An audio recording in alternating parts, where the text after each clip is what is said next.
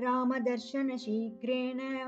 बृहर्षेणाभिचोदितः तेन पादातलक्रन्दारं येषु गिरिसानुषु सोगशा संशीर्यन्त शिलाश्चूर्ण घृतास्ततः सदमारुह्य शैलेन्द्रं व्यवर्तत महाकविः दक्षिणादुद्धरं भारं प्रार्थयन् लवणाम्बशः अधिरुह्य ततो वीर पर्वतं भवनात्मजः ददर्श सागरं भीमं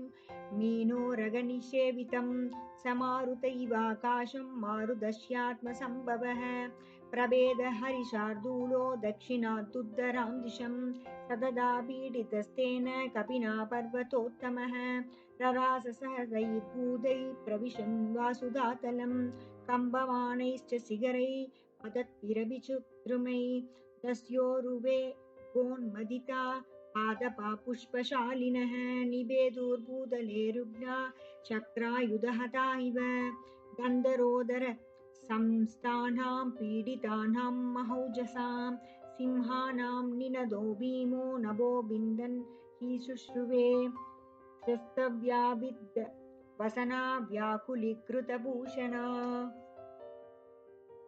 विद्याधर्य समुद्भेदु सहसाधरणीधरात् अधिब्राह्मणा बलिनो दीप्तजिह्वाः महाविशा निबीडितशिरो ग्रीवो व्यवेष्टन्त महाहयः